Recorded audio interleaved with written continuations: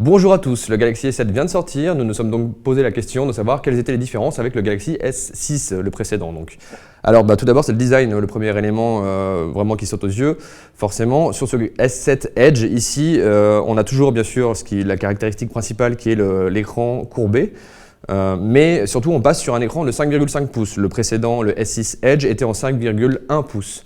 Alors on est toujours sur une technologie Super AMOLED, toujours en Quad HD, c'est-à-dire de 2560 par 1440 pixels.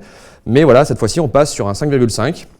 Donc un peu plus grand, mais cela dit en main, vu qu'il y a le biseau de l'écran courbé, on a l'impression d'avoir quelque chose d'assez fin et assez léger en main, sachant qu'il est aussi, ça c'est l'autre nouveauté de design, il est aussi courbé, la coque arrière aussi est courbée également, ce qui n'était pas le cas sur la précédente version.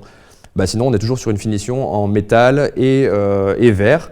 Et par ailleurs le téléphone est aussi un tout petit peu plus épais, de 0,7 mm, ce qui permet, on peut le voir peut-être à la caméra, au bloc photo ici de dépasser un peu moins que précédemment.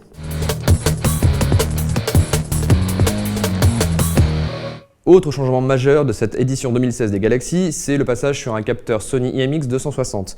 Alors la grande différence, c'est que si la puce fait à peu près la même taille que la précédente, c'est-à-dire 1 sur 2,5 pouces, on passe désormais de 16 à 12 mégapixels. Donc ça nous fait des photosites beaucoup plus grands, de 1,44 microns, capables notamment de détecter plus de lumière.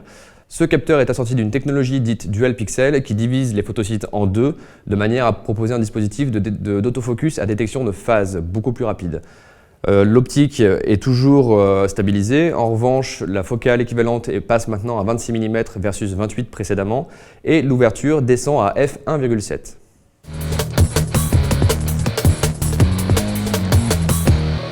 Côté caractéristiques, Samsung a également revu sa copie en implémentant notamment son nouveau SoC Exynos 8890. Alors celui-ci repose pour la partie CPU sur un tandem de quadruple cœur et notamment le fameux M1 de fabrication maison qui est cadencé jusqu'à 2,6 GHz.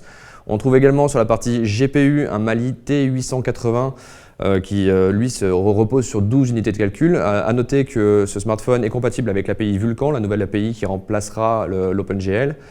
Ensuite, niveau RAM, on passe de 3 à 4 Go de RAM sur les Galaxy S7 et S7 Edge.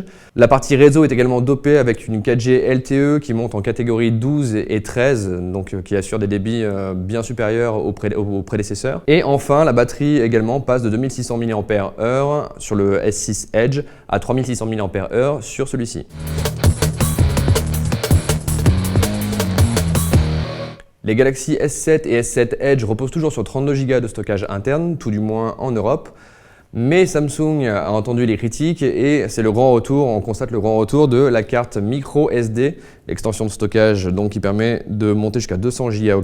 Voilà, on a la trappe qui est située sur le dessus du téléphone et une double glissière en fait avec à la fois le micro SD et à la fois la nano SIM.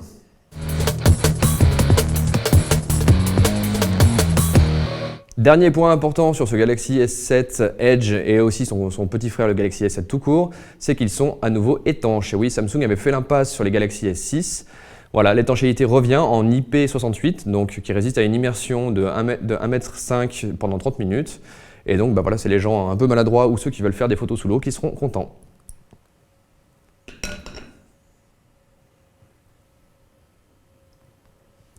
Et donc il marche toujours. Alors c'est assez impressionnant parce que toutes les connectiques sont à l'air libre, hein. Il n'y a pas de trappe spécifiquement pour bloquer voilà, l'entrée de l'eau, si ce n'est il y a un petit joint au niveau de la trappe SIM et micro SD. Mais non, ça marche, il est bien étanche.